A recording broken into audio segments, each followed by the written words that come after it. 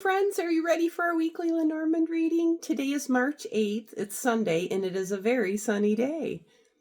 What I thought I would do things a little differently today. Instead of going through each portrait with you, I went ahead and just, felt all the energies and then laid them out so that I could get a real good feel for what the message was for the day. The center card are the stars, which I love to see that. That has that feeling of hopes, aspirations, dreams, wish fulfillment. Could actually be your dreams. And then we have the upper left, which is the scythe, and the upper right, which are the clouds, and that has that break in the clouds feel to it.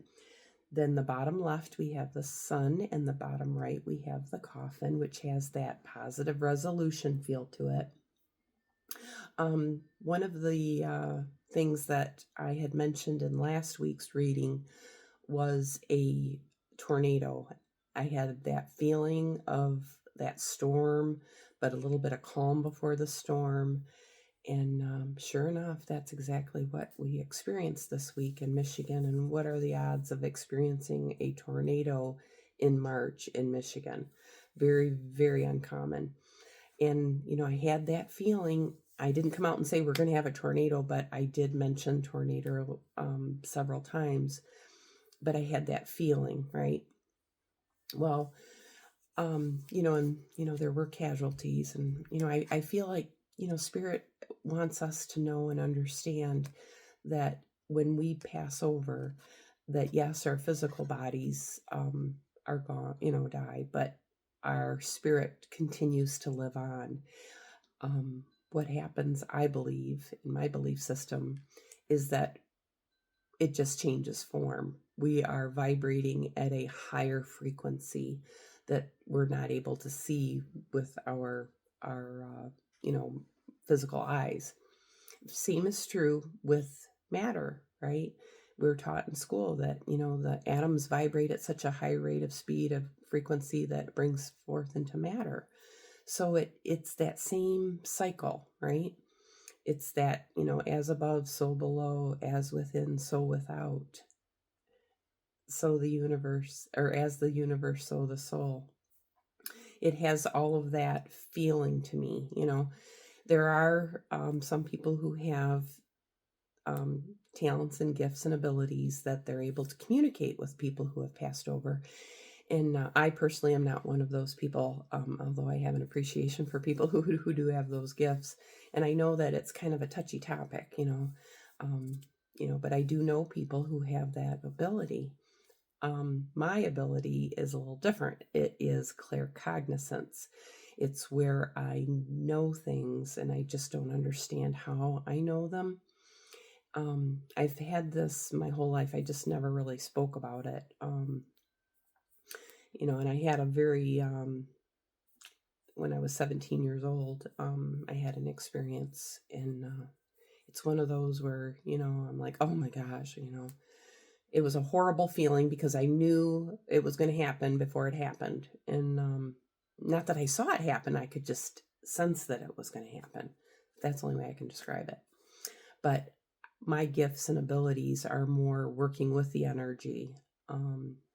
And I see patterns too, that's why I'm very good at finding 4-leaf and 5-leaf clovers,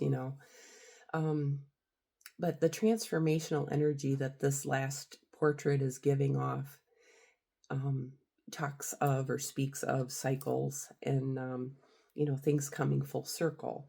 We've got the child, the stork, the tree, the ring, and the coffin. Think about it, birth to death, nature. You want to look at nature and it'll tell you exactly what as above and so below. The tree, that is a toroidal field as well. There's just as many roots as there are branches, right? When I see the child in the tree, that's in Lenormand, that's planting seeds. But it reminds me of, it's an easy calculation to determine how many seeds are in an apple, but who among us can calculate how many apples are in a seed, right? So it's that same, life, death, rebirth, growth, and expansion. Um, it's it's hard to explain with our vocabularies, and our vocabulary wasn't nearly what it is today back years ago, like back when the Bible was written. They had to speak in parables and allegories and metaphors in order to express what they're trying to say. And I think nowadays people take a lot of that literally, whereas it's just meant figuratively, basically. The stars have always been around, though, since the beginning of time. And I do feel that the energies that we are dealing with, everyone is experiencing them. It's just how is it translated, or how is it appearing in our own day to day activities, right? Um, but our talents and our gifts and our abilities, I think, are kind of what bring forth into creation everything that we all are experiencing. So everybody kind of does what they do best, right? Now, when I see the sun and the scythe and the tower, I feel like there has been a season change or a time change, and that's exactly what we've experienced here too. And then, with the sun coming out today, earlier this morning, the lake still was frozen, and then now here it is. What time is it?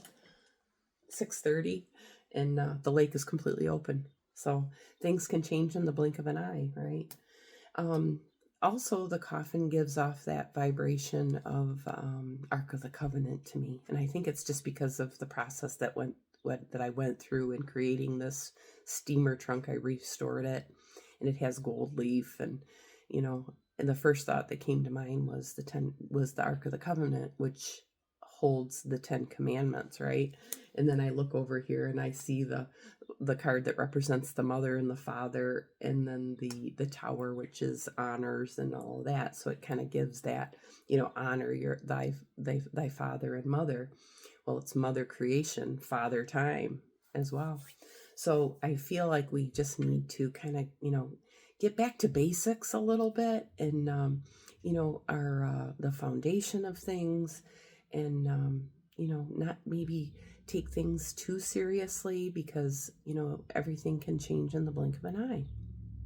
The things that happen to us, you have to ask, is this going to matter 5 years from now? And if it is, then yes, you need to make changes that are going to help you. But if it's some problem that comes up and you're like, boy, this isn't going to matter 5 minutes from now, why are you even worrying about it? Feel to it. Let's see, what else do I see? There was another point that I wanted to make. I feel like there's like that finality feel, but I don't feel like things are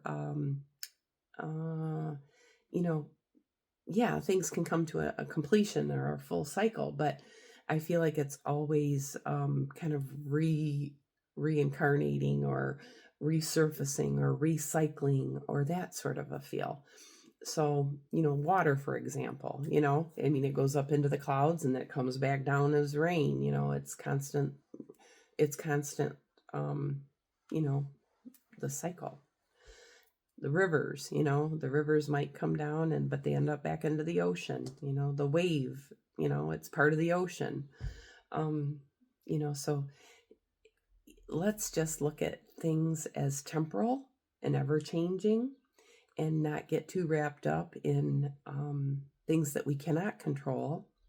But yeah, that it was a little unnerving about the whole tornado vibration that I got last week.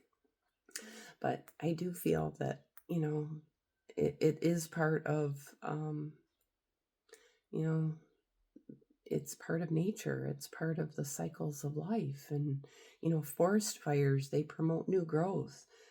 Tornadoes kind of clear the path. And, what are the others, like earthquakes? Those are real devastating. Although my road looks like one right now, there's a part of the road that literally is cracked open. It looks like an earthquake. Pothole city too. The garden that's here too is a picture of a water fountain. That's the recycling of that water. So we're just here temporarily. We're here on you know, borrowed time maybe, but it's a very short time in the scope of eternity. And, I feel like living life to the fullest and making a difference along the way is what truly matters, and bringing, things into creation that is going to benefit humanity, right? But necessity is the mother of invention. I always say that. That's a common phrase of mine. But what was that? There was another one that I was thinking of about, mothers, are creators, right? And the fathers are the protectors. So, I feel like we're here to preserve and protect, and we are here to create and nurture.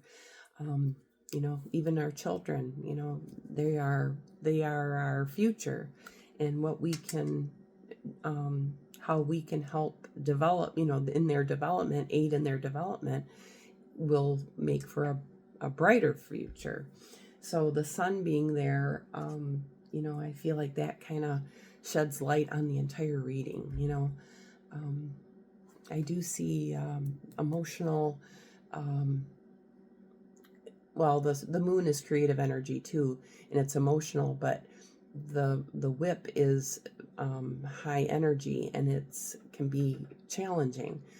So our creative energy can sometimes feel a little overwhelming and messy, and then it kind of all comes together in its perfection.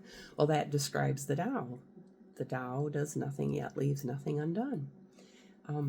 I love to do my studies. I have the Tao Te Ching, if you've ever heard of that, and it basically speaks of the Great Way. Well, then there's also my medicine cards, which is the Great Spirit, right? So those are just two different modalities of spirituality, and there's all these different religions, and they all have a common denominator. There is a greater force, but it's all within us. It's our creative energy expressing itself, and bringing forth into our lives. And what a beautiful life, if you just stop and smell the roses, but a lot of times people will get too wrapped up in, kind of overwhelmed kind of a feel to it. They worry, they let competition or envy or jealousies all get in the way, when in reality we're all here to help one another and to expand and grow. We're all having, our end goal is to, help one another, walk home, basically. I don't mean to sound, the whole purpose for life is to enjoy it. But, we can't take it with us, right? So I feel like making a difference and, making a better life for our children and our future generations is where our focus should be. So let's see, what else did I see? I do see a mirror image here between the mountain and the clouds. And that has the as above, the so below, the mirror feel to it. But it's, it's your thoughts, and it's your reality. It's your higher mind and yourself, right? Your soul. And I feel like, when we came here on earth, I think we had a goal in mind. I feel like I must have had a, laundry list of things I'd like to accomplish, because I enjoy many different things. I'm very, very creative, and I love to travel, and, I love people, and I love my career. I love, my children, so I feel like all of our purpose is what we came here to fulfill, our life's purpose, and the role that we play in each other's lives and in our own life. We are our own author, right? We write our own story, and nobody can do that for us. yeah, our parents do shape who we are or help shape who we are, but ultimately what we do with that is what, what truly matters, it can offer a contrast or an inspiration. So, well, folks, I mean, I feel like, yeah, it's going to feel a little quieter energy, and might be uh, a little nerve wracking feel to it. But, it's kind of like clearing out your bedroom. It's going to get messy before it gets cleaned up and put back together the way that you'd like it. But I feel like, there is, the sun is there brightening up the whole portrait. So a positive resolution will be found. It won't always feel this way. And I feel like we have experienced one of the longest winters of my lifetime, and things are starting to open up. And, I think spring is right around the corner where we're going to see new growth. So, but plant your seeds. Those of you who are wanting to become parents or are new parents, I feel like, things are flourishing there. And I see conversations amongst your circle of people, just have maybe meaningful conversations, not the superficial conversations. That's what I like here is, I feel like talking about things that truly matter rather than, uh, I don't know. And I've never been one to get involved with politics or sports or anything like that. I like more of the philosophical, psychological conversations, the deeper meanings behind things. And, you know, yeah, it's nice to be entertained, but I feel like, we need to get back to basics and really focus on what truly matters, and that is kindness and love. It all boils down to, you know, taking care of yourself and taking care of others. So, all right, until next week, take very good care of yourself. Bye now.